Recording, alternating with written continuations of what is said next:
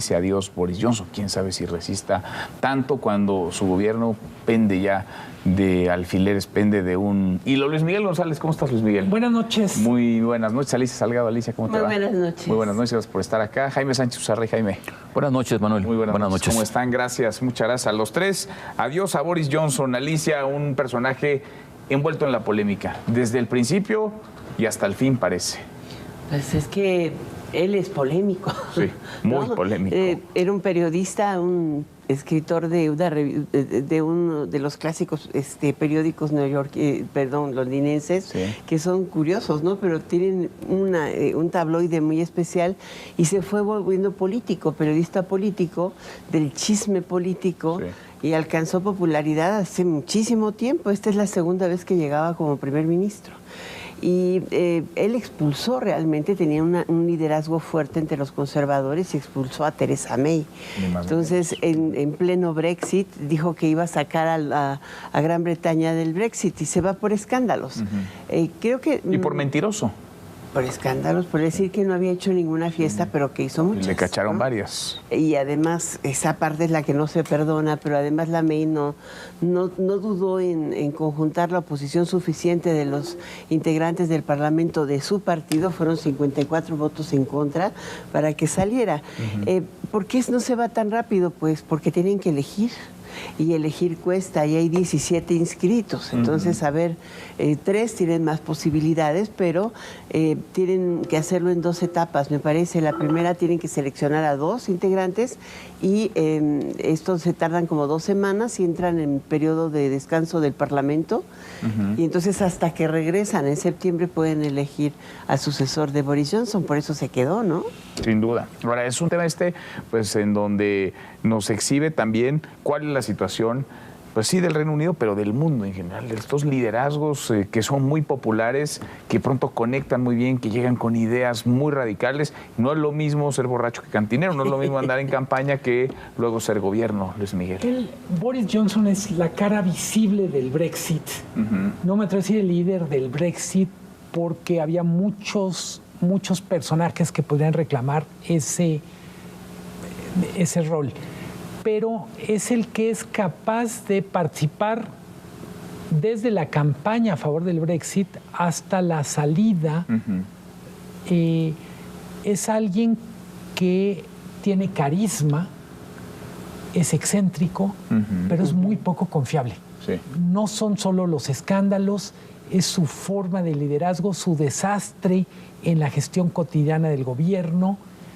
Y una cosa que no hay que perder de vista, a últimas fechas él quiso aferrarse al poder, convirtiéndose en uno de los líderes más fuertes contra Putin.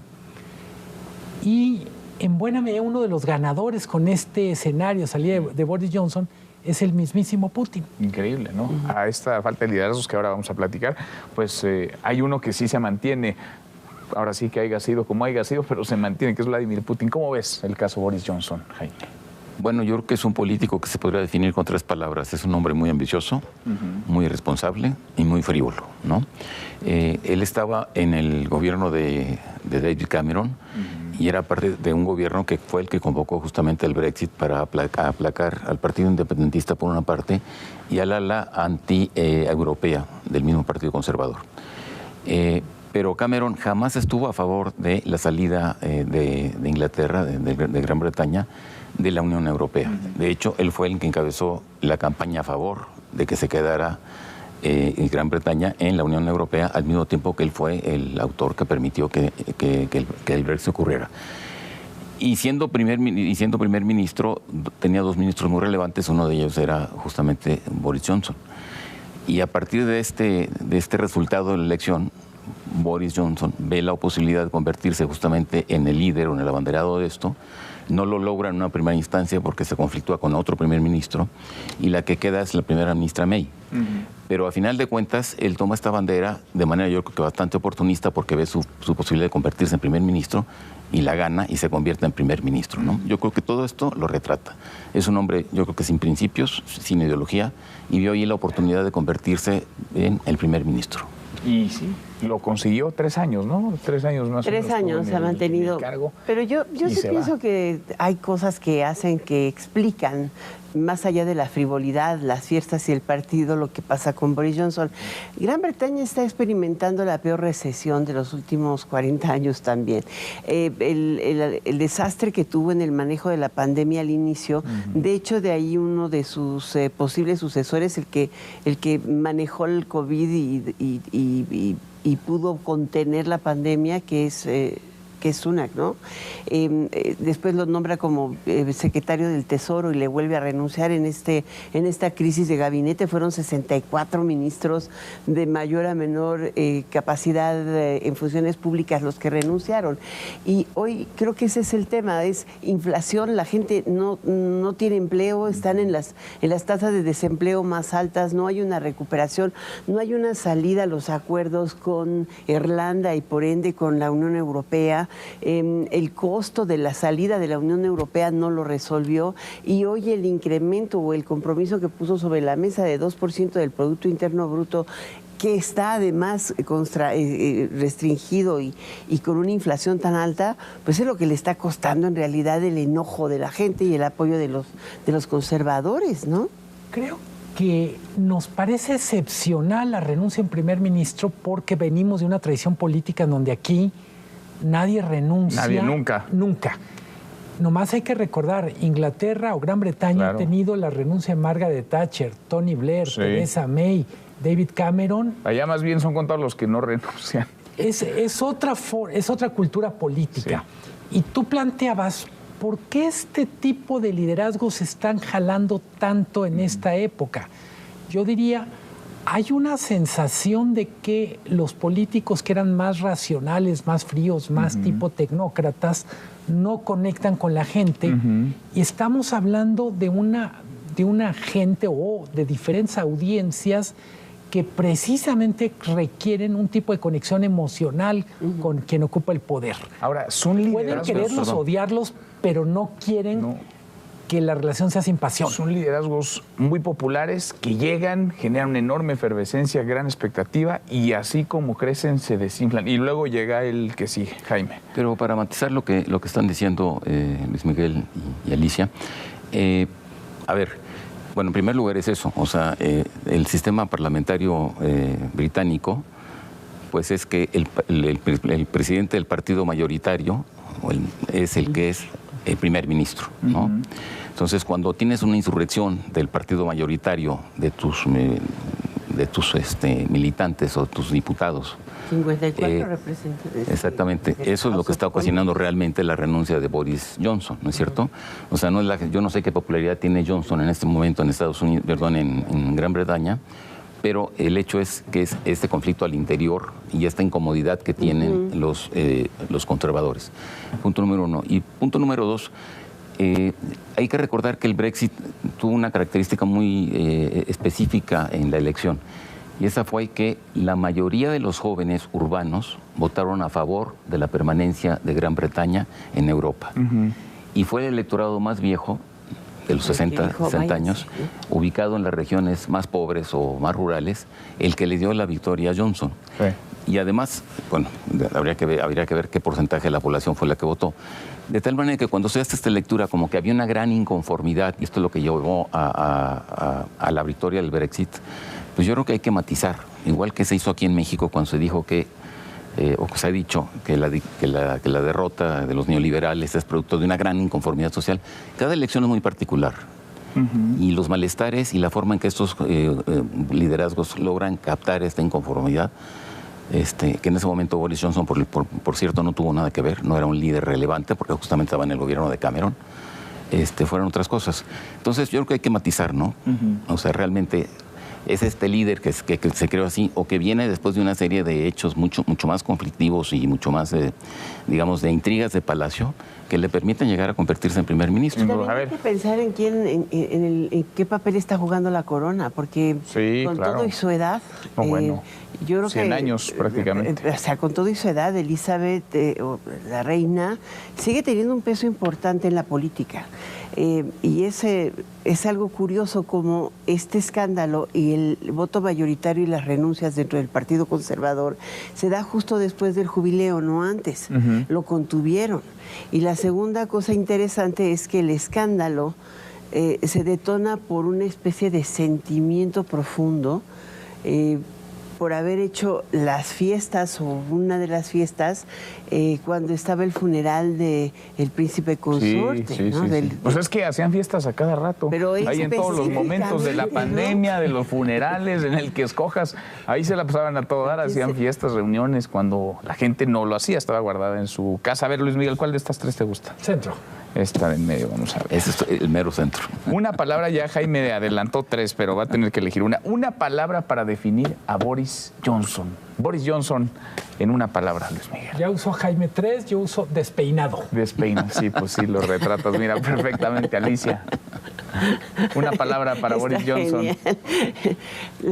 ¿Sabes qué es? Audaz. Audaz. Sí. Jaime. Desaliñado. Desalineado. ¿Cuál te gusta de estas dos, Alicia? Esa. Esta. La que se quedó en el centro. ¿Quién es, a ver, lo decía Jaime, quién es el líder hoy en Europa?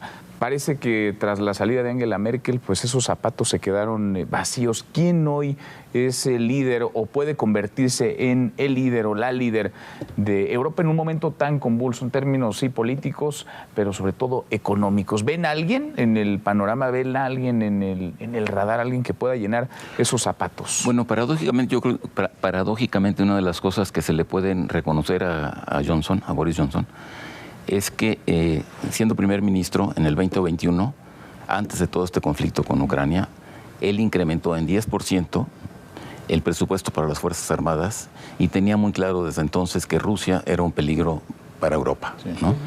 Y ha sido a partir de la guerra de Ucrania, y eso lo acaba de reconocer un alto funcionario del gobierno de Ucrania, reconoció que Boris Yeltsin desde el principio fue un soporte muy importante. Lo que tú decías, a lo mejor estaba tratando de ganarse o convertirse en un líder justamente en esta confrontación con Putin, pero es cierto. Y eso por un lado. Y por el otro, una de las grandes preocupaciones que parece que tenía justamente Angela Merkel con la salida de Gran Bretaña de la Unión Europea es que se perdía un contrapeso muy importante frente a Francia. Y era parte de las razones que tenía y que temía que saliera Gran Bretaña. Entonces, bueno, pues uno podría pensar que el peso de Francia es muy grande hoy y que eventualmente Macron está llamado a desempeñar un papel importante. No sé si de completo liderazgo como lo que ocurrió con Merkel, que es un caso muy peculiar. Ese tamaño. Pero es parte del escenario. ¿No? Es casi, en esta coyuntura pareciera que el que podría suceder a Johnson, por ejemplo, es Ben Wallace, que es el secretario de la Defensa, y es el que ha apoyado toda la estrategia de Johnson en la Unión Europea y en el fortalecimiento de la OTAN. Pero yo creo que van más allá de eso. O sea, lo que decía, ¿quién es un líder ahorita en Europa? En la reunión de la OTAN me parece que fue particularmente Emmanuel Macron. Ha sido mucho más decidido. Hoy la parte más fuerte que está tomando, a pesar de que ese país tiene, si mal no recuerdo, un 60% de su producción eléctrica basado en la industria nuclear, ha tomado la decisión de nacionalizar la industria eléctrica.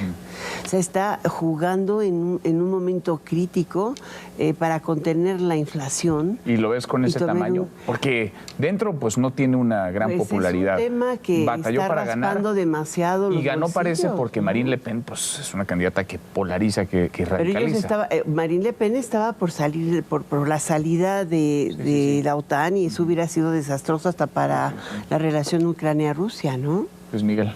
Creo que es Macron. Macron. Por descarte, porque no hay otro. No. Si me apuras, todavía falta a Scholz, al sucesor de Merkel, demostrar de qué está hecho. En todos los casos, los países enfrentan crisis internas tan profundas que la agenda internacional parece un lujo.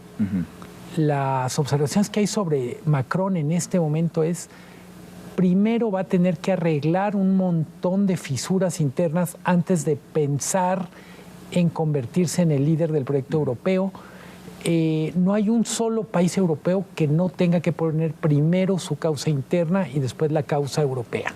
Ahora, para el mundo de la política y para, digamos, la geopolítica, la salida por las razones, por los motivos y en la forma en la que se da de Boris Johnson, ¿es una buena noticia?